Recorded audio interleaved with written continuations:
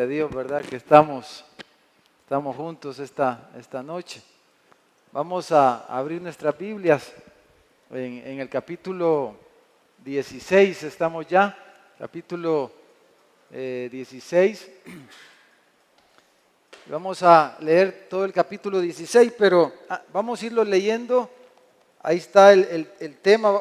Vaya ahí al capítulo 16. Lo vamos a ir leyendo poco a poco. Lo vamos a leer todo, ¿verdad? Y lo vamos a ir leyendo parte por parte. Pero quiero que lo vea, que se familiarice un poquito. Y el tema, hermanos, de este capítulo son las copas de la ira de Dios. Le titula la Reina Valera este capítulo. Es el derramamiento de las 7 copas, ¿verdad? Todo este capítulo describe eso y le vamos a llamar a eso la gran tribulación, ¿verdad? Vamos a explicar por qué le vamos a llamar a las 7 copas la tribulación o la gran tribulación esta noche. Pero lo primero, hermanos, es que estas 7 copas corresponde casi exactamente, dijéramos, a las 7 trompetas. Casi corresponde exactamente a las 7 trompetas que vimos semanas atrás. Y voy a poner un cuadrito ahí en la pantalla, a ver si se logra ver más o menos. Pero ahí hay una comparación entre las trompetas y las copas, ¿verdad? Las trompetas que están en el capítulo 8 al 11 y las 7 copas que están exactamente en este capítulo 16, ¿verdad? La trompeta 1 se trata de granizo, fuego y sangre. La primera copa tiene que ver con úlceras en los hombres, úlceras así como las que describe la Biblia que le dieron a Job, ¿verdad? Es la misma palabra que se utiliza, o las llagas que sufría Lázaro, es la misma palabra que se ocupa aquí en Apocalipsis, ¿verdad? Estas úlceras que le aparecen a los hombres. La trompeta 2 habla de que una montaña, ¿verdad? Cae en el mar y parte, porque las trompetas habla de parte, que se convierte, la tercera parte se convierte en sangre el mar, pero la copa número 2 dice, ya lo vamos a leer, que el mar, dice, todas las aguas fueron contaminadas con el derramamiento de la copa, el mar es contaminado y es como sangre, dice, que se convierte en todas las aguas del mar en las copas. La trompeta 3 habla de que cae una estrella del cielo y las fuentes de aguas dulces se amargan, ¿verdad? Se amargan. La tercera parte exactamente de las aguas dulces se amargan.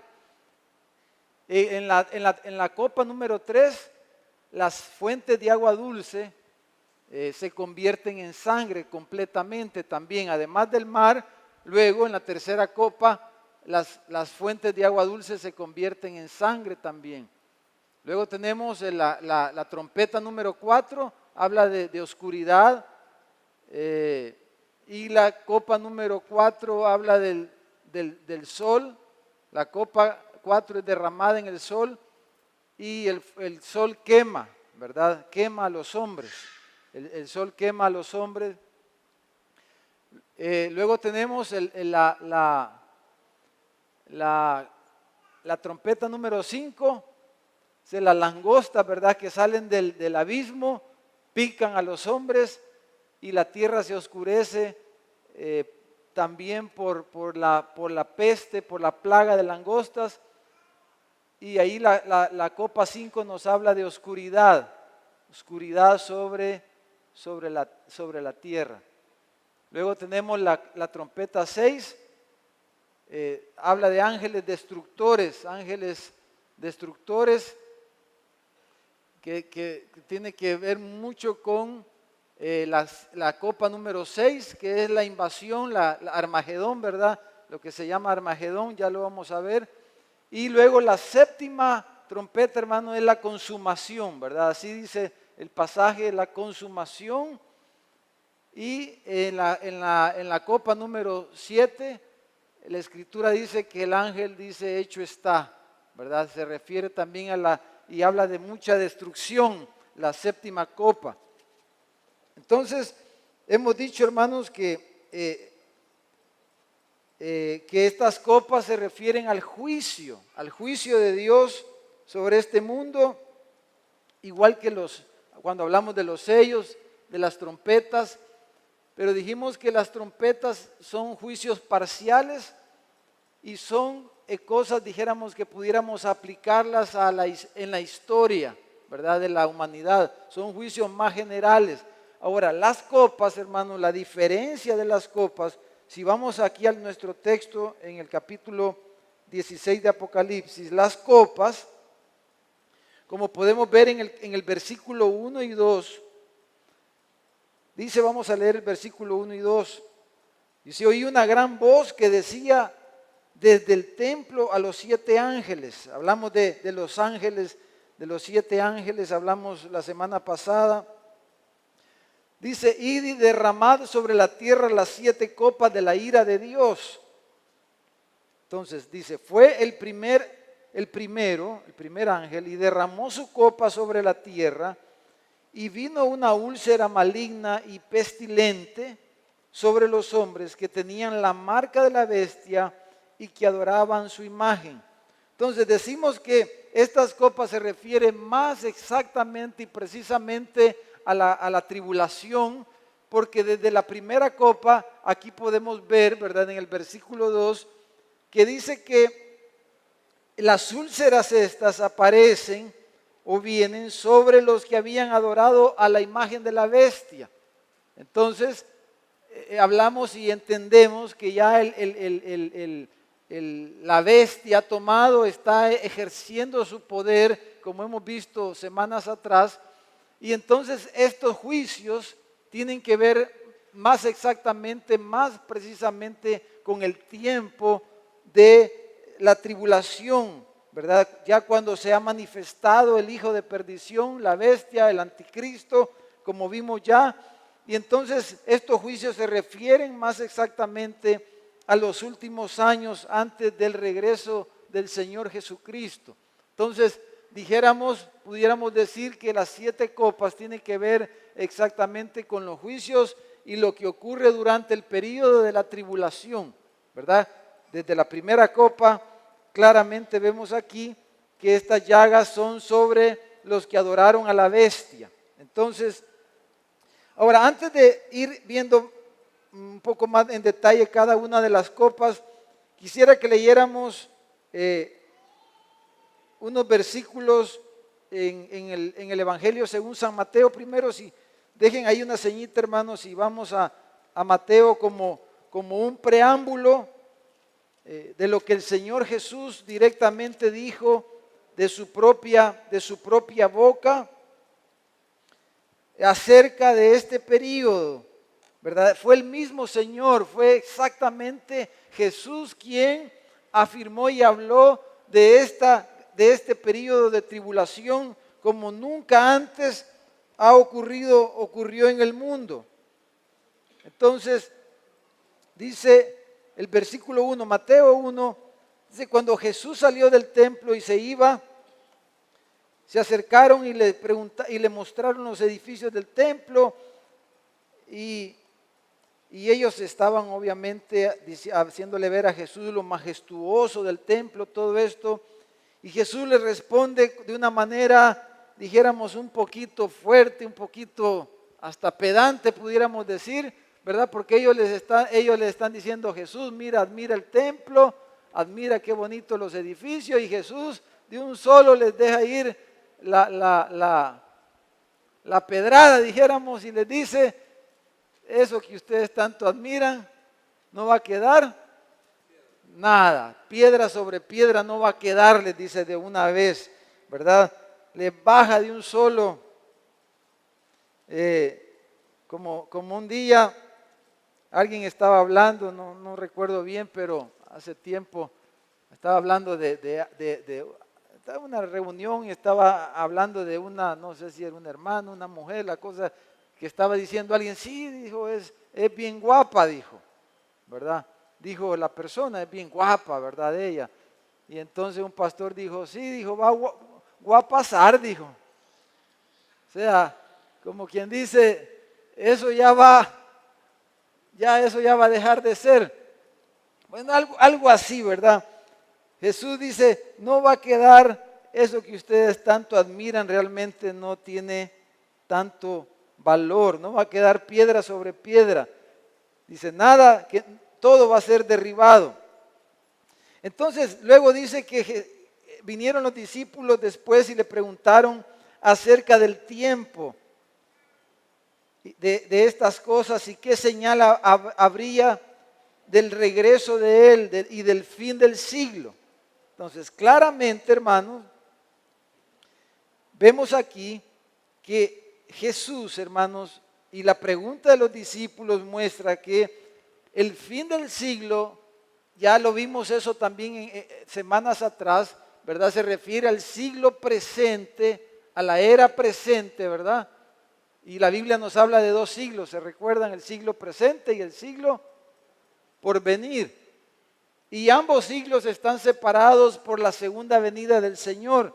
Y aquí claramente ellos entendían eso cuando hacen la pregunta. ¿Qué señal habrá, dice, de tu venida y del fin del siglo? Porque el fin de este siglo termina con la venida del Señor, que es lo que vamos a ver en la séptima copa. Entonces, dice Jesús, les respondió y les dijo, miren, les dijo, que nadie os engañe porque vendrán muchos en mi nombre diciendo aquí está el Cristo. Y Él les habla de todas las cosas que iban a estar ocurriendo que tienen que ver con todas las plagas, los juicios que hemos estado viendo al hablar de los sellos, al hablar de las trompetas.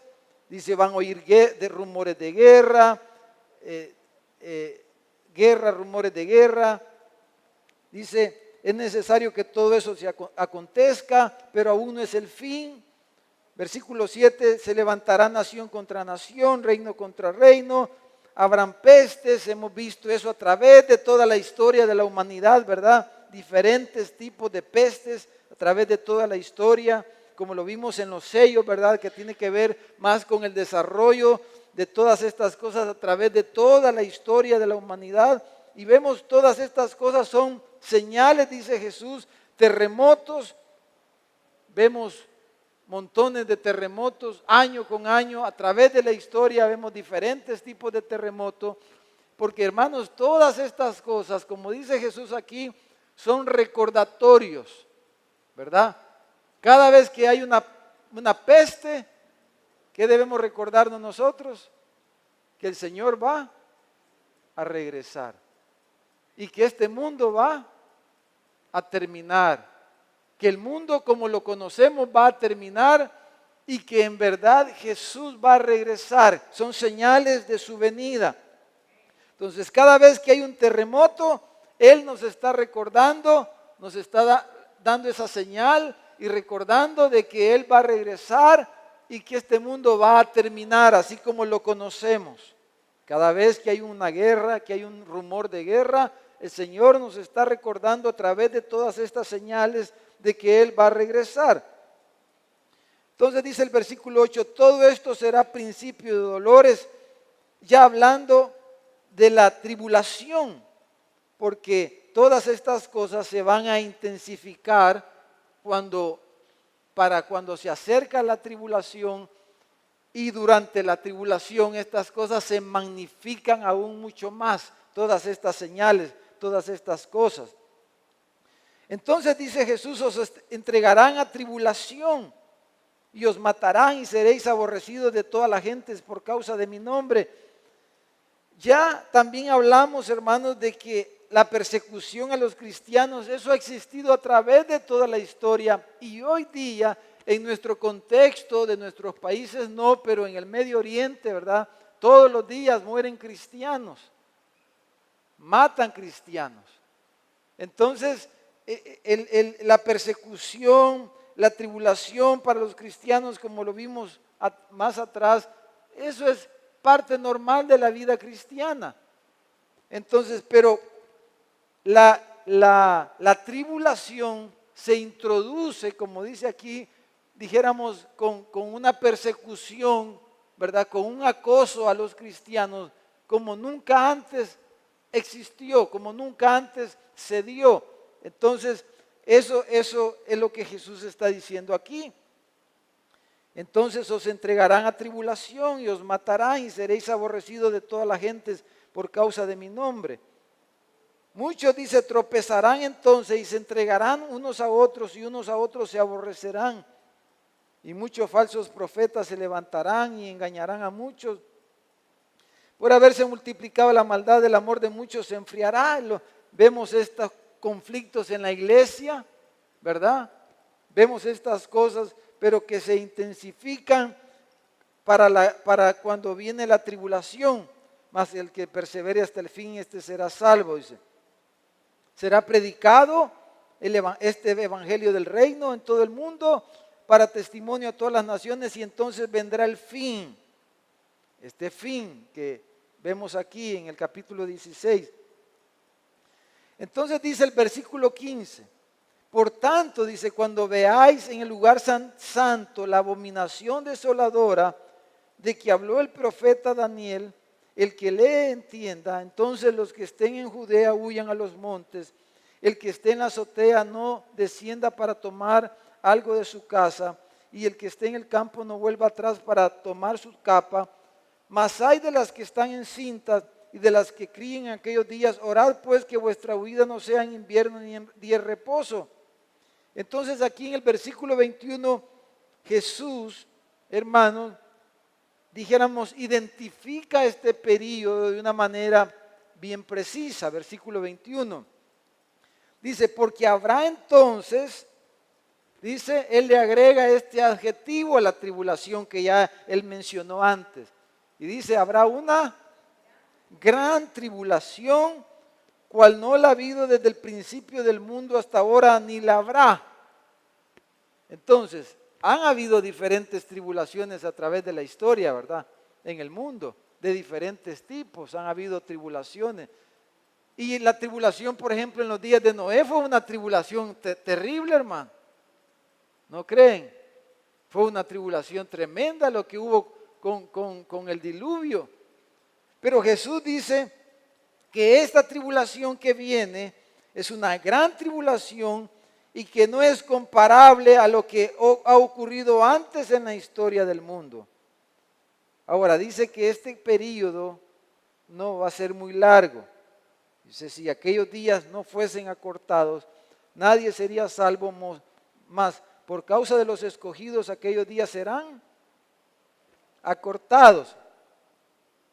Entonces dice, si alguno dijera aquí está el Cristo, dice, no le hagan caso. Versículo 25, ya os lo dije antes, dice, así que si os dijeren, mirad está en el desierto, no salgáis, o mirad está en los aposentos, no lo crean, porque como el relámpago que sale del oriente y se muestra hasta el occidente, así será también la venida del Hijo del Hombre, porque donde quiera que estuviere el cuerpo muerto, ahí se juntarán las águilas. Entonces, vamos a ver eso al final.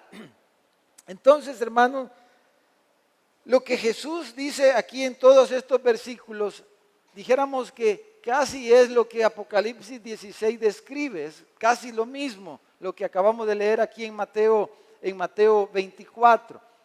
Lo que normalmente se ha aceptado y se dice es que ese periodo de tribulación va a durar 7 años, ¿verdad? Eso es lo que todos hemos escuchado.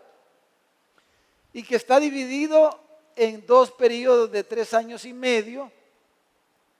Y está partido exactamente por lo que dice Jesús aquí en el versículo 21 y por lo que dice de la abominación desoladora, ¿verdad?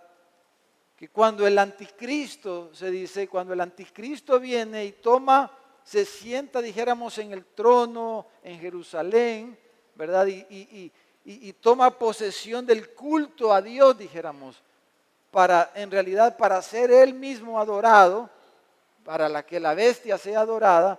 Entonces, en ese momento se dice es los 3 años y medio, y con esa señal comienza el periodo de la gran tribulación. Que la gran tribulación dura 3 años y medio, dijéramos, hay bastante elemento bíblico, y como hemos visto aquí en Apocalipsis, ¿verdad? A través de las 42 semanas, los 3 tiempos y medio, y de diferentes los 1239 días, todo eso corresponde a 3 años y medio. Y dijéramos que eso tiene bastante base bíblica para decir que la gran tribulación dura 3 años y medio. Ahora, que el periodo anterior, los principios dolores o el periodo de tribulación, cuando se desarrolla todo el gobierno mundial del anticristo, que dure exactamente 3 años y medio, eso, no vamos a entrar ahorita en eso, pero realmente, pero para que ustedes lo tengan en mente, no hay una base, un sustento muy sólido, dijéramos, bíblicamente hablando, para decir que el primer periodo de tribulación sean 3 años y medio, sino que lo que se usa normalmente para eso son lo que le llaman la semana o la séptima semana de Daniel.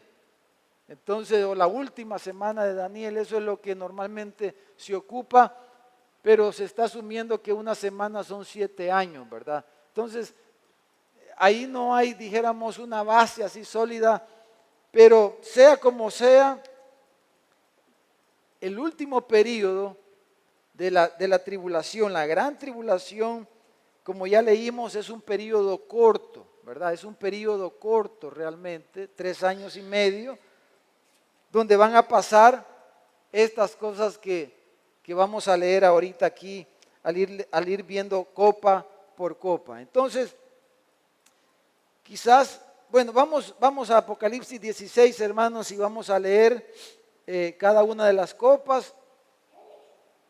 Entonces dice, número 1, como ya lo leímos, en el versículo 2, ¿verdad? 16:2 está la primera copa. Y esta es una peste, ¿verdad? Y es bien específica, hermano, a quienes le da esta peste. Y dice que es a los que han adorado la bestia, a los que tienen la marca de la bestia y que adoran su imagen. Entonces, es una peste bien, dijéramos, teledirigida, así como en Egipto, ¿verdad? Que las plagas afectaban a los egipcios, pero no afectaban a los israelitas en la tierra de Gosén. Entonces, es una señal, una manifestación clara de que Dios hace diferencia entre su pueblo y los que no son su pueblo. Entonces, la primera plaga, la primera copa, el primer juicio, viene directamente sobre este tipo de persona. Ahora, la segunda copa, hermanos, el versículo 3, dice, el segundo ángel derramó su copa sobre el mar y éste se convirtió en sangre como de muerto. Dice, fíjese, dice, murió todo ser vivo que había en el mar, que había en el mar. O sea, es algo generalizado, es algo generalizado, es algo, dijéramos,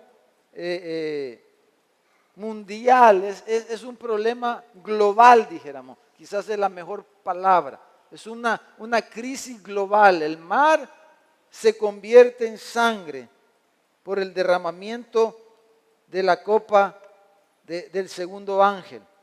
Y luego, en el versículo 4, dice que el tercer ángel derrama su copa sobre los ríos y sobre las fuentes de las aguas, o sea, todas las fuentes de agua dulce, y de igual manera dice, y se convirtieron en sangre. Entonces, cuando uno lee, hermanos, todos estos juicios y va viendo, y como ya vamos a mencionar, entonces aquí se puede dar lugar a mucha imaginación. sin salirnos, dijéramos, del marco de lo que la Escritura nos está narrando. Pero si uno se pone a pensar, ¿verdad? Y ahí da lugar a muchas cosas que se puedan decir, pero sin el ánimo de especular qué va a pasar, o cómo el mundo, pónganse a pensar un poquito, solo para darle lugar ahí que usted se lleve eso, ese pensamiento y podamos imaginarnos un poco, pero ¿qué puede pensar el mundo ante una crisis así? ¿A qué le puede atribuir, por ejemplo, verdad? Si el mar se convierte en sangre, ¿a qué le puede atribuir el mundo eso? El gobierno, entendiendo que para este momento hay un gobierno mundial. Probablemente estos mismos juicios contribuyan a que se desarrolle el gobierno mundial. Porque al haber una crisis mundial, entonces lo más probable es que los mismos gobiernos, ¿verdad? Las Naciones Unidas y todo el mundo va a buscar una solución ante esto. Y por otro lado también esto puede dar pie a lo que estamos viendo hoy día, ¿verdad? Y esa noticia tiene que ver mucho, ilustra mucho lo que vamos a terminar de ver, lo que está pasando ahorita, que los Estados Unidos, ¿verdad? No, declararon que van a pasar su embajada, que está en Tel Aviv, en Israel, a Jerusalén. Entonces, si ustedes se dan cuenta, en este momento, ¿verdad? Hablando de forma global, el mundo entero está unido. En ese punto, todos están unidos contra la decisión que ha tomado Estados Unidos. Todo el mundo. Aún los aliados de Estados Unidos como Francia, como Inglaterra, todo lo que es la Unión Europea, todo el mundo está en contra de lo que Estados Unidos está haciendo, de la decisión que ha tomado, ¿verdad? Entonces, al haber una situación, dijéramos, que en la mente del mundo, de los gobiernos de este mundo, ahora imagínense los gobiernos bajo el anticristo. Si han habido hombres a través de la historia como Napoleón, ¿verdad? En la guerra y otros líderes mundiales que han sido tan influyentes, tan dominantes. Ahora imagínense el anticristo, la bestia, el hijo de perdición que es el mismo diablo encarnado en una persona, dominando a esa persona, usando a esa persona. Imagínense sus poderes, como ya leímos, ¿verdad? Sus poderes ¿cómo se llama? De expresión, orales, de discurso y todas esas cosas para mover a las masas, para convencer a las personas. Y todo eso influenciado por demonios, como ya vamos a leer también más adelante, y con capacidad para dominar y mover las conciencias y las mentes de las personas para unificarlos a todos bajo un objetivo común. Entonces ahí cabe, hermanos, historias como, dijéramos, como lo que se presenta a veces en las películas, ¿verdad? Hoy mismo también, esta semana, no sé cuántos han visto un montón de noticias. Nunca había visto tantas noticias juntas yo acerca de que la NASA está investigando los ovnis. Parece que han habido muchas apariciones, no he leído bien en detalle las noticias, pero han habido en estos últimos meses o días, no sé, muchas apariciones de objetos voladores no identificados. A lo mejor sean los rusos o sean otra gente, pero en el concepto de ovni, ¿qué entra? Extraterrestres.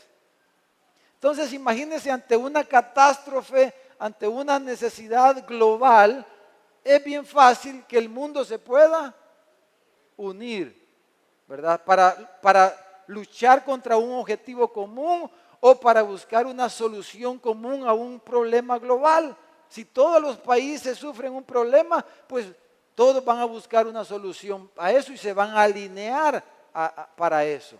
Entonces, eso es lo que va a estar pasando, dijéramos, en el mundo, de manera, dijéramos, política y todos esos conceptos de políticos, geopolíticos, de uniones de países y todo eso.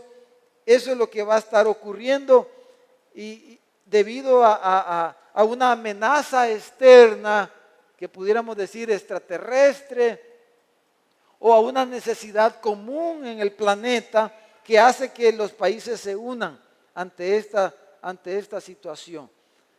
Ahora, si vemos el ángel número 4, hermano, en el versículo 8,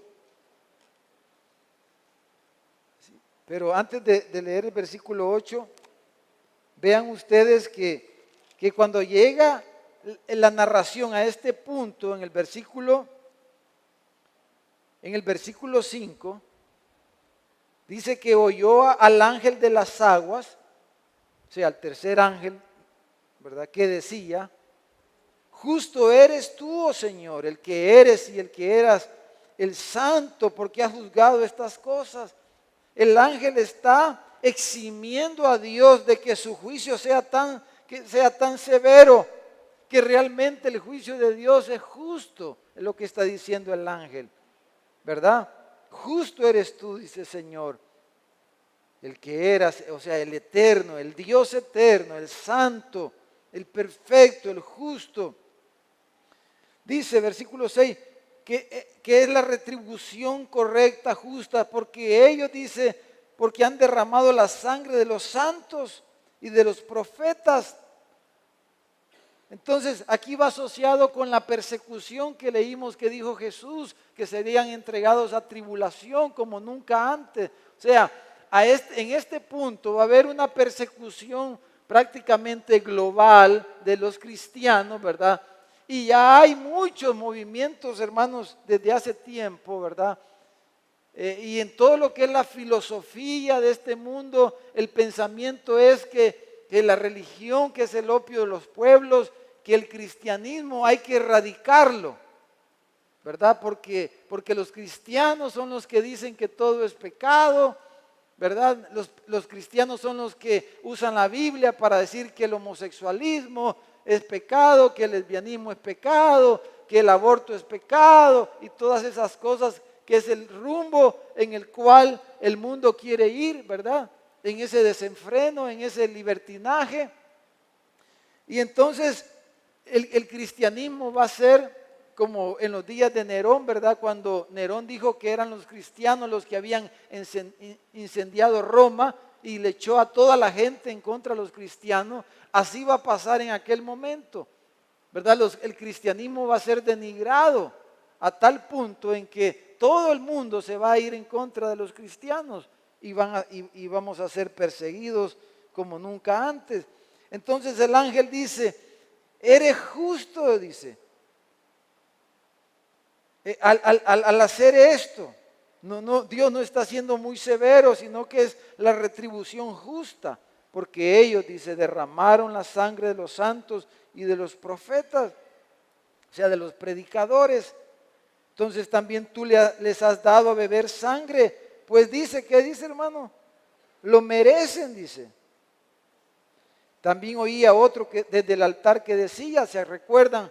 Probablemente sean las almas que han estado clamando debajo del altar, clamando por la justicia, por el juicio de Dios, porque ya pare la matanza de los santos, de los cristianos. Entonces dicen: tus juicios son verdaderos y justos. Entonces llegamos al cuarto ángel en el versículo 8. Dice: el cuarto ángel derramó su copa sobre el sol, al cual fue dado quemar, dice, a los hombres con fuego. Y los hombres, dice, se quemaron con el gran calor y blasfemaron el nombre de Dios, que tiene poder sobre estas plagas, y no se arrepintieron para darle gloria. Hermanos, a pesar de lo dramático, dijéramos, que van a ser todas estas cosas, los hombres no se van a arrepentir ni pueden arrepentirse por eso. Más se va a endurar sus corazones. Ahora, dijéramos, hoy como hemos venido diciendo, ya hay un adelanto de lo que se le llama el calentamiento global. Pero el calentamiento global sí hay problemas de medio ambiente y todo eso, hermanos, pero esto es producto del juicio directo de Dios. Es una acción de Dios directa, ¿verdad? Que va a traer un sobrecalentamiento, como hablábamos un poco la vez pasada y lo que estuvimos viendo semanas atrás también, ¿verdad? De las lenguas de fuego que se supone que ha estado lanzando el sol, ¿verdad? Y que producto de eso fueron los terremotos, ¿verdad? En México. Algunos dicen que eso es lo que ha pasado. Ahora imagínense aquí, o sea, que hay un desequilibrio mayor. Entonces, el sol, ¿verdad? Ya sea que la capa de ozono se termine de romper bien, entren más rayos ultravioleta, o el sol nos sufra un desequilibrio y empiece a lanzar más fuerte el calor sobre la tierra. Pero todo ese calentamiento, algunos dicen que va a provocar, bueno, se van a derretir los polos glaciales, los océanos van a subir probablemente, dicen algunos, hasta 30 metros. Entonces eso significaría que mucho del planeta se inundaría, ¿verdad? Quizás Centroamérica, mucho de Centroamérica probablemente se va a hundir. Y muchos lugares, como vamos a ver aquí más adelante, dice que islas van a desaparecer. Entonces es muy probable eso. Entonces es dijéramos, se va describiendo, hermanos, una catástrofe a nivel global. Pero mire, el versículo 10, el quinto ángel, dice, el quinto ángel derramó su copa sobre el trono de la bestia. Entonces, aquí probablemente lo más seguro es que se refiere a se refiere al lugar donde esté la casa presidencial o el gobierno mundial de la bestia, ¿verdad? Probablemente pueda ser Roma, después puede ser la misma Jerusalén, ¿verdad? Donde él va a tomar posesión de la ciudad santa. Ya ven ustedes que todo el mundo tiene un interés especial por Jerusalén. Eso es lo que estamos viendo hoy día, ¿verdad? Es la hermosa ciudad, como dice el Salmo, el gozo de toda la tierra. Jerusalén, Jerusalén, como dice y lo cantamos ese Salmo, ¿verdad? Qué bonita eres. Calles de oro, mar de cristal. Entonces, hay un interés mundial, hermanos, por Jerusalén. Entonces dice, la copa es derramada sobre el trono de la bestia y su reino, dice, se cubrió de tinieblas. O sea, a partir de ahí, entonces dice, y mordían de dolor sus lenguas. O sea, el dolor por las úlceras, el dolor por las quemaduras, el dolor quizás por la falta de agua, si todo el agua se ha convertido en sangre, imagínense la falta de agua. Dice, y blasfemaron contra el Dios del cielo por sus dolores y por sus úlceras, y no se arrepintieron de sus obras. Querían seguir en sus caminos, a pesar de los juicios, a pesar, hermanos, de las cosas. Qué terrible, ¿verdad? La dureza del corazón. Y creo que decíamos hace un par de semanas, que aplicando eso a nosotros, hermanos, cuando las cosas no salen como nosotros queremos, ¿qué es lo primero que debemos de hacer, hermano? Antes de echarle la culpa a alguien o buscar un culpable, buscar quien nos pague los platos rotos, como dicen. ¿Qué deberíamos de hacer nosotros como creyentes? El impío no va a hacer eso. Pero cada vez que las cosas no son como nosotros quisiéramos que fueran, o que no salen como quisiéramos que salieran, lo que tenemos que hacer es volvernos al Señor y arrepentirnos. Esto es lo primero que debemos hacer todos. Y arrepentirse quiere decir ¿Qué quiere decir, hermano? Cambiar. Arrepentirse quiere decir cambiar. Pero cuando un corazón está endurecido y está empecinado, ¿verdad? En lo que está, en su actitud, en sus caminos, en sus costumbres, en sus hábitos, en lo que hace, en lo que sea, entonces lo que va a ocurrir es que se va a intensificar la disciplina o el juicio de Dios, ¿verdad? Si el caso de un creyente diríamos la disciplina, el caso de un impío es un juicio, porque la disciplina es para que participemos de su santidad, el juicio es para castigar, para destruir. Entonces, nosotros debemos aprender de eso, pero el hombre sin Dios, sin el Espíritu Santo, en vez de arrepentirse, se ensoberbece más en su capricho, en sus caminos. Pero nosotros, hermanos amados, ¿verdad? Debemos de llorar y debemos de arrepentirnos, y eso quiere decir cambiar. Debemos decir, voy a cambiar. Y tenemos al Señor, tenemos el Espíritu Santo, tenemos su palabra para poderlo hacer. Entonces podemos aprender eso, pero ellos dicen que no lo hicieron.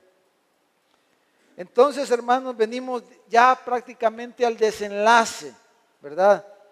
Al desenlace de lo que es la gran tribulación. Aquí, dijéramos, vea el escenario mundial. Ahí están, ¿verdad? Todas estas copas. Algo ya global, catastrófico, no hay agua, el calor se ha incrementado, hay inundaciones mundiales, es un caos el mundo, y el colmo se vuelve todo tinieblas, el sol se oscurece, ¿verdad? El sol se oscurece por el quinto ángel que derrama su copa. Entonces, pero a este punto los hombres están blasfemando.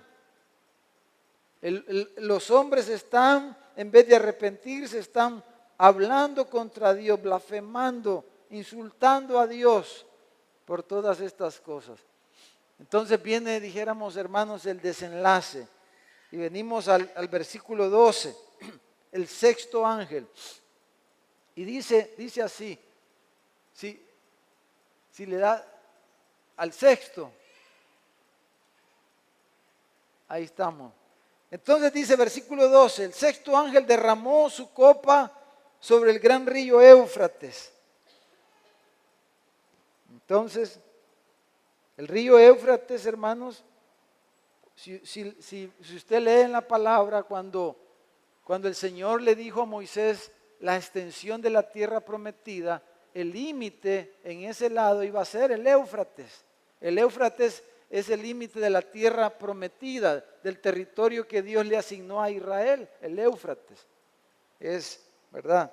Entonces, dice, el sexto ángel derramó su copa sobre el gran río Éufrates y el agua de éste se secó para que estuviese, dice, preparado el camino a los reyes del oriente. ¿El camino a dónde? ¿El camino para qué? Entonces es muy probable que por las inundaciones, que el río se seque, va a requerir un acto milagroso, ¿verdad? Para que esto ocurra. Entonces, dice que el cauce del río va a ser el camino a los reyes del oriente. O sea, las naciones del oriente, o sea, todas las naciones árabes, probablemente también Rusia y China y todas las naciones de todo ese sector del mundo, todos los ejércitos, ¿verdad? Que van a venir a Jerusalén. Todos los reyes del oriente van a llegar por ahí, por ese cauce. Dice, versículo 13, describe Este, hermano, es una descripción, dijéramos, espiritual, de las razones espirituales de por qué se da esta invasión a Israel, a Jerusalén específicamente, ¿verdad? Y hermano, la noticia, lo que estamos viviendo hoy mismo, hoy día, hermano, no estaría lejos de que esto pueda pasar. Esto, el escenario mundial es bien propicio para que esto pueda ocurrir pronto, dijéramos. Pero tampoco vamos a hacer, porque ya muchos se equivocaron diciendo que después del primer siglo que ya el Señor iba a venir y no vino. Porque las señales son generales y todo lo que estamos hablando son elementos que se deben de ir dando para llegar a esta culminación, ¿verdad? Entonces, tampoco podemos decir esto va a ocurrir ya dentro de 1 año, 2 años, 7 años, 10 años. No pudiéramos precisar eso. Pero sí hay muchos elementos que facilitarían que eso se dé pronto, dijéramos. Pero veamos la descripción de por qué pasa esto. Esta es una razón espiritual que da aquí Juan. Dice que vi salir, dice, de la boca del dragón, de la boca de la bestia y de la boca del falso profeta, o sea, la falsa Trinidad, ¿verdad? Que ya hablamos de ella semanas atrás. Dice que vio salir de la boca del dragón, de la bestia y del falso profeta 3 espíritus inmundos a manera de ranas, pues son espíritus de demonios, o sea, las ranas eran, según la ley de Moisés, eran animales inmundos, ¿verdad? Entonces dice, son demonios que envían, que hacen señales y van a los reyes de la tierra en todo el mundo para reunirlos a la batalla del gran día del Dios Todopoderoso. O sea, es una seducción espiritual que mueve a los reyes de todos los países a venir para invadir, dijéramos, este territorio. Es una seducción espiritual. Y si usted lee los libros de los reyes, va a encontrar otros ejemplos de que siempre hay un elemento espiritual detrás de los movimientos políticos, de las guerras y todas estas cosas. Siempre están ahí Satanás, los demonios, y siempre están ahí involucrados. Pero aquí hay una descripción clara que los reyes son seducidos. Imaginen los ejércitos a pesar del enorme calor, de la falta de agua, de las llagas quizás que están sufriendo todavía y del calor, del fuego, del sol y todo esto. Pero en su soberbia, entonces vienen los ejércitos para inundar, para invadir, ¿verdad? Pero dice, para reunirlos a la batalla de aquel gran día del Dios Todopoderoso. Versículo 15. Y dice, he aquí yo vengo como ladrón, porque esto está claramente vinculado, como leímos al inicio en Mateo 24. Bienaventurado, dice, el que vela y guarda sus ropas para que no ande desnudo y vean su vergüenza. Dice, y los reunió en el lugar que en hebreo se llama Armagedón. Es el monte de Megiddo, es el valle de Megiddo, ese valle enorme. Dicen algunos historiadores que, ¿cómo se llama? Alejandro Magno, dijo él que nunca había visto en lo que él conoció un campo tan extenso para una guerra. Acuérdense cómo combatían los ejércitos en la antigüedad, ¿verdad? En valles, en campos abiertos se enfrentaban y chocaban los ejércitos. Entonces, dicen algunos historiadores que Alejandro dijo que nunca había visto un campo tan grande como ese para una guerra. Entonces, ese territorio, ese valle, hermano, va a ser, van a llegar ahí todos los ejércitos, y Armagedón es el nombre de ese lugar, ¿verdad? En griego. Entonces, y ahí son convocados todos los ejércitos del mundo, pero los del oriente van a entrar por el cauce seco del río Éufrates. Ahora, veamos la conclusión del séptimo ángel, versículo 17 al final. Entonces dice, el séptimo ángel derramó su copa por el aire. Ahora, piensen ya, ¿verdad? Están todos los ejércitos ahí, han rodeado la ciudad santa, Jerusalén. Entonces, todos están los ejércitos del mundo contra Israel. ¿Qué es lo que está pasando ahorita? Dice, derramó su copa sobre el aire y salió una gran voz del templo, del cielo, del trono, que esta es una gran voz porque es la voz de Dios. ¿Y qué dijo? Hecho está. Como cuando Jesús dijo en la cruz, consumado es, hecho está, se acabó, terminado está. Entonces, dice, salió una gran voz. Entonces dice, hubo relámpagos y voces y truenos y un gran temblor de tierra. Ahora, cada vez que ya dijimos eso, dice que relámpagos, voces, truenos, todo eso nos representa la presencia y la manifestación de Dios desde el Sinaí, ¿verdad? Y vemos muchos pasajes en la Biblia donde dice hubo relámpagos, voces, truenos, es Dios manifestándose, es Dios hablando. Aquí dice que Dios con una gran voz desde el templo dijo, hecho está, es Dios, Dios mismo diciendo estas cosas. Entonces dice que hubo un gran temblor de tierra. Ahora, veamos aquí rapidito Apocalipsis 11, 19.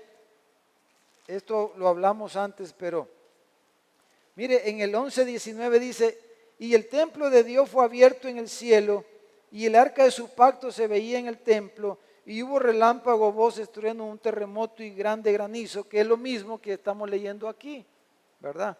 Desde el templo de Dios. Porque acuérdense que al final del capítulo 11 vimos también se terminó la historia, ¿verdad? De la historia de la redención, es el fin de este siglo. Ahora miren en capítulo 6, versículo 12, 6, 12, cuando habla de los sellos. Dice, miré cuando abrió el sexto sello y aquí hubo un gran terremoto y el sol se puso negro como tela de silicio y la luna se volvió toda como sangre. Corresponde a lo mismo que estamos leyendo aquí en el capítulo 16. Capítulo 11, versículo 13, 11, 13. Dice, en aquella hora hubo un gran terremoto y la 10ª parte de la ciudad se derrumbó y por el terremoto murieron en número de 7,000 hombres y los demás se aterrorizaron y dieron gloria al Dios del cielo. Ahí está hablando de hombres en la ciudad, en Jerusalén. Entonces sigamos leyendo ahí en Apocalipsis 16, 18. Entonces dice, hubo relámpagos y voces y truenos y un gran temblor de tierra, ¿verdad?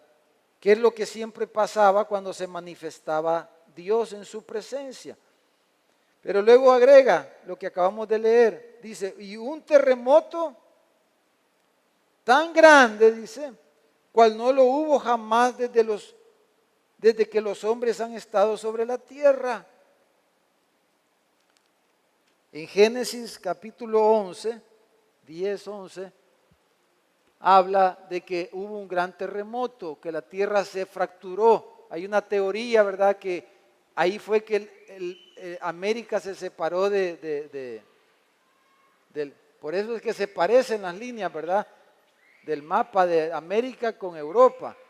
Entonces hay una teoría en la Biblia, algunos dicen, que ahí fue que en los días de Pelec, ¿verdad?, en Génesis 11, que la tierra, hubo un terremoto y la tierra se fracturó, imagínense a ese punto de separar esos continentes. Ahí surgieron los continentes con ese temblor, ¿verdad? porque Génesis, cuando describe la creación, dice que Dios dijo, sepárese las aguas de arriba, las de abajo, y después separó las aguas de abajo y dijo, sea la tierra seca. Entonces la descripción que hace Génesis en la creación es como que era un solo bloque de tierra, no estaba así como lo vemos hoy en el mapa mundi, ¿verdad? Pero en ese terremoto, en esa fracturación que hubo, en esa época, que tuvo que haber sido un terremoto tremendo para que se haya fragmentado la tierra y se hayan formado los continentes, pero aquí dice que no ha habido un terremoto nunca antes como este que va a haber ahí, ¿verdad? Entonces dice, versículo 19, y la gran ciudad fue dividida en 3 partes. Probablemente se refiere aquí a Jerusalén. Y las ciudades de las naciones cayeron, o sea, es un terremoto global de 8 grados y pico, casi 9, ¿verdad? Han sido los más grandes. Este va a ser un terremoto de 15 grados o 20 grados, a saber. Pero es un terremoto global. Entonces dice, las ciudades de las naciones, o sea, las capitales, las ciudades principales, las ciudades gloriosas de las naciones, las grandes metrópolis del mundo van a ser destruidas con ese terremoto. Dice, las ciudades de las naciones cayeron, o sea, los grandes rascacielos, los grandes edificios, todo no va a resistir ese terremoto global. Y la gran Babilonia vino en memoria delante de Dios para darle el cáliz, dice, del vino del ardor de su ira. Y entonces eso lo vamos a ver en la siguiente parte, ¿verdad? En el siguiente capítulo, de la descripción de lo que le pasa a la gran Babilonia. Dice en el versículo 20, y toda isla huyó desapareció del mapa. Toda isla, todas las islas van a desaparecer. Y los montes no fueron hallados. O sea, la geografía mundial va a ser cambiada radicalmente, totalmente por este terremoto. Los montes, las islas, o sea, toda la geografía va a cambiar producto de este gran terremoto. Y mire, aquí viene, dijéramos, como el desenlace final a todo esto caótico que ya hemos estado describiendo. Dice, y cayó del cielo sobre los hombres un enorme granizo, como del peso de un talento, más o menos 75 libras, ¿verdad? Los granizos, como cada granizo 75 libras más o menos. Y mire, y sigue la obstinación, y los hombres, dice, blasfemaron contra Dios por la plaga de granizo, porque su plaga fue sobremanera grande. O sea, además del terremoto, esta lluvia de granizos que destruye todo, como bombas, ¿verdad? Que caigan desde el cielo. Bolas de 75 libras. Entonces, ahora, terminemos, hermanos, leyendo algunos pasajes para darle un poco de cuerpo bíblico a lo que estamos diciendo y a lo que dice aquí. 1 Tesalonicenses 5, 1 al 4, vamos a leer por lo menos. Dice, pero acerca de los tiempos y de las ocasiones no tenéis necesidad, hermanos, de que yo os escriba, porque ustedes saben perfectamente que el día del Señor vendrá así como ladrón en la noche. Ahora, cuando dice ladrón en la noche, hermano, el concepto del rapto, ¿verdad? Que algunos han propuesto, que no es algo muy bíblico eso, pero la propuesta como ladrón de la noche es que el Señor va a venir así como quien dice de repente, pero no es lo que estamos leyendo aquí. O sea, hay todos estos elementos que tienen que darse antes de la venida del Señor. Y todas estas señales y todo este cataclismo mundial, hermanos, o sea, nosotros como creyentes que conocemos la Biblia, vamos a saber que la venida del Señor es inminente, ¿verdad? Cuando veamos todas estas señales, es lo que Jesús dijo, vean la higuera. O sea, cuando dice que va a venir como ladrón en la noche, si se refiere a lo repentino, pero aquí se refiere especialmente para los impíos que no están preparados, como las viudas, como las vírgenes insensatas que no tienen el Espíritu Santo, o sea, no son creyentes verdaderos, que no están listos para la venida del Señor. Entonces, me va a venir como ladrón en la noche. Entonces dice que cuando digan paz y seguridad, ¿verdad? Porque va a haber un momento que en el gobierno del anticristo van a decir paz y seguridad, ya lo arreglamos todo, estamos de acuerdo, estamos unidos y hoy sí vamos a resolver todos los problemas del mundo. Cuando digan eso, entonces vendrá sobre ellos destrucción repentina, como los dolores a la mujer encinta, y no escaparán. Quizás ahí es que va a venir la cuarta copa, o pueda ser que sea el terremoto a lo que se refiere ese momento, porque por la descripción que hace Pablo aquí a los tesalonicenses, es una cosa catastrófica, una cosa impactante que ocurre cuando ellos digan, todo está bien en el mundo, ya lo arreglamos, ya tenemos el plan para resolver todos los problemas mundiales. Entonces,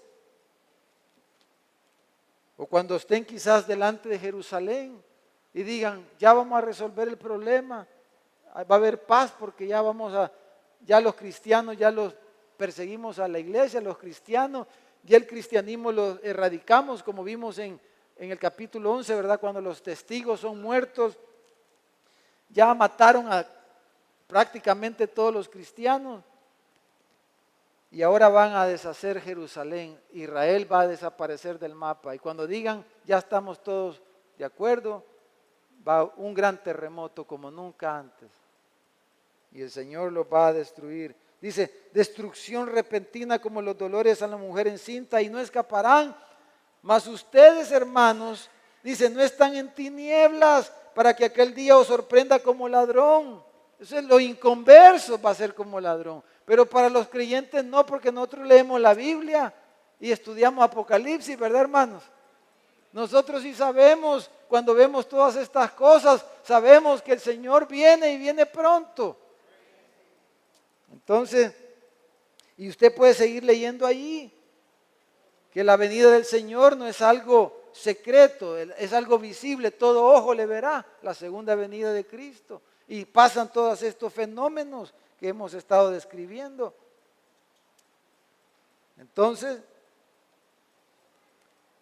en segunda de Pedro, capítulo 3, por lo menos el versículo 10, quería que leyéramos Zacarías. Dice, si gusta le voy a leer 2 de Pedro 3 y busque Zacarías capítulo 14. Pero el día del Señor vendrá, dice Pedro, como ladrón en la noche. ¿Y qué va a pasar ese día? En el cual dice, los cielos pasarán con gran estruendo, y los elementos ardiendo serán deshechos, y la tierra y las obras que en ella hay serán quemadas. O sea, Pedro, en el versículo 10 de 2 de Pedro, capítulo 3, describe, hermanos, lo que acabamos de leer. Todos estos fenómenos, ¿verdad? Algunos dicen que lo que Pedro describe en el versículo 10 es el resultado de una equivalente a lo que ocasiona una bomba atómica, que deshace literalmente los elementos. O sea, el resultado de una bomba atómica, que puede ser producto de que en verdad tiran bombas en la guerra esta, ¿verdad? De Armagedón. O puede ser que sea producto de las estrellas, de lo que el sol hace, de que los elementos, imagínense, así como ahora en los bosques de California agarran fuego sin razón. Imagínense todos los bosques de la tierra agarrando fuego. Es lo que Pedro está describiendo. O sea, todo ardiendo, dice. La tierra va a ser quemada, hermanos. Entonces iba a ser cambiada geográficamente, y también va a ser cambiado todo ¿cómo se llama? Toda la parte verde, todas las plantas, toda la geografía, todo va a ser una tierra nueva, hermano. Una tierra nueva, ¿verdad? Donde mora la justicia, donde ya el pecado no va a tener lugar. Entonces mire Zacarías. Zacarías es el penúltimo libro del Antiguo Testamento, está atrasito de Mateo, ¿verdad? Capítulo 14. Leamos aquí, dice: he aquí el día de Jehová viene, versículo 1, y en medio de ti serán repartidos tus despojos, dice, porque yo reuniré a todas las naciones para combatir contra Jerusalén, es lo que estábamos diciendo. Y la ciudad será tomada y serán saqueadas las casas y violadas las mujeres, y la mitad de la ciudad irá en cautiverio, mas el resto del pueblo no será cortado de la ciudad. Después saldrá Jehová, dice, y peleará con aquellas naciones como peleó en el día de la batalla, y se afirmarán sus pies en aquel día sobre el monte de los olivos que está enfrente de Jerusalén al oriente, y el monte de los olivos se partirá por en medio hacia el oriente y hacia el occidente, haciendo un valle muy grande, y la mitad del monte se apartará hacia el norte y la otra mitad hacia el sur. Y huiréis al valle de los montes, porque el valle de los montes llegará hasta Asal. Huiréis de la manera que huiste por causa del terremoto en los días de Usías, dice rey de Judá, y vendrá Jehová mi Dios, con él todos los santos. Está describiendo la segunda venida del Señor. Él se va a parar en el monte, ¿verdad? En el monte de los olivos. Dice, y acontecerá en ese día, no habrá luz clara ni oscuridad. Será un día el cual es conocido de Jehová, que no será ni día ni noche, pero sucederá que al caer la tarde habrá luz cuando Él aparezca, porque va a estar oscuro, ¿verdad? Todo. Acontecerá también en aquel día que saldrán de Jerusalén aguas vivas, la mitad de ellas hacia el mar, y ya empieza a describir la nueva Jerusalén aquí, que ese tema lo vamos a ver más adelante. Pero hermano, Jesús dijo en Lucas 21:34, hablando de estos días y de su venida, dijo esto, y terminamos con esto. Dice, mirad también vosotros mismos, mirad por vosotros mismos, dice, que vuestros corazones no se carguen de glotonería y embriaguez y de los afanes de esta vida, y venga de repente sobre vosotros aquel día, porque como un lazo vendrá sobre todos los que habitan sobre la faz de toda la tierra. Velad pues en todo tiempo orando, que seáis tenidos por dignos de escapar de todas estas cosas que vendrán y de estar en pie delante del Hijo del Hombre. Hermano, ante todo este escenario futuro que nos describen las Escrituras, ¿cómo debemos de vivir? Dice Jesús. Dice que no nos carguemos de glotonerías, de embriagueces, ¿verdad? Y de afanes, hermano, porque ese es el corazón del ser humano, ¿verdad? Afanarnos y dedicarnos a los placeres. Y la Biblia dice que disfrutar de las cosas es un don de Dios, ¿verdad?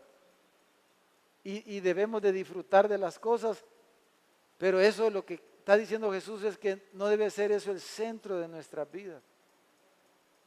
Ni debe ser el motivo de nuestra celebración cuando, ¿verdad? Como hoy día vemos en la televisión, en las iglesias, toda la fiesta es porque me dio un nuevo carro, me dio una nueva casa, porque me dieron un ascenso en el trabajo, porque tengo dinero, porque me saqué la lotería, porque no sé qué, porque esos son los grandes testimonios en la iglesia cristiana hoy día.